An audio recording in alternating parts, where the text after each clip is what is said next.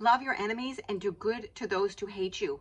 Bless those who curse you. Pray for those who mistreat you. Was Luke talking to married women? I think so. Husbands do. Husbands do. Stop judging and you will not be judged. Stop condemning and you will not be condemned. Forgive and you will be forgiven. Why do you notice the splinter in your spouse's eye but not the plank in your own? From the fullness of the heart, the mouth speaks. In other words, whatever's coming out of you kind of reveals what's going on inside.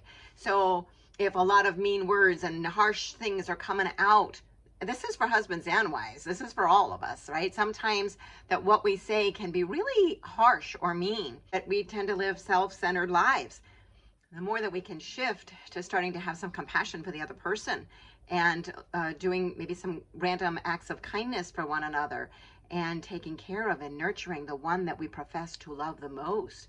What if we took that on this Lent, where we really made efforts, intentional, deliberate efforts to love the other person better? What might be possible at the end of Lent?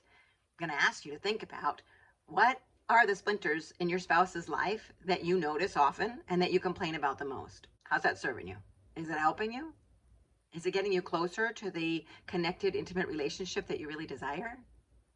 And what would happen if you came back over here, kind of in your own lane, right? If you're driving, you got to stay in your own lane. You can't be going all over the place. Stay in your lane. Focus on what you need to, where you need to grow, where God's calling you to grow.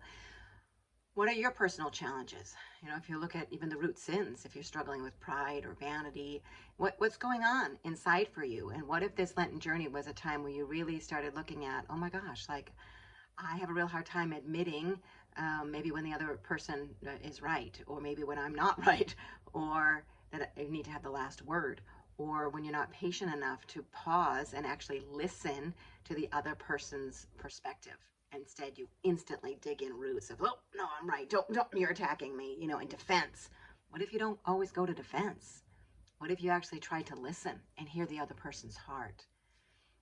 Right? There's often a heart message behind whatever complaint or whatever the other person is saying. So that's another thing to work on, is instead of delivering complaints all the time, maybe trying to figure out what the desire is underneath the complaint and expressing that in a more productive way, a way that's going to learn, a way that's going to land a little bit better. So my friends, there's so much that we can do this Lent, and certainly we want to pause and take a look at spiritually. How connected are we with Jesus? How connected are we with all that he did for us? Going to the cross, dying, saving us for salvation, right, for eternity, that he was doing that. You know, this morning I was praying the rosary and tried to put myself into the prayers, and at the scourging of the cross, it's like, no, I'm like, why is Jesus taking this? It's like, I should be being scourged for the sins of my past, sins, my own pride, everything that goes on, right? Like, what if I could be there? And I tried, and I just am not as strong as he was, like, and so he was right there still with me through it all. But it's a way, when you can do that, to keep uniting with him and to grow this Lent really closer, bringing him into your life, asking him to heal past wounds, so that you're not maybe always reacting to your spouse, and that Jesus is able to heal the wounds in a way that your husband or your wife cannot, right? We all have our own crap from the past, and our parents did the best they can. It's not about blaming parents. They all did the best they could.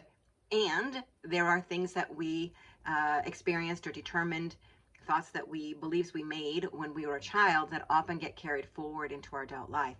And so there's still healing that needs to happen, but that's not your spouse's job. It's God's job. It's why we need a Savior. It's Jesus's job.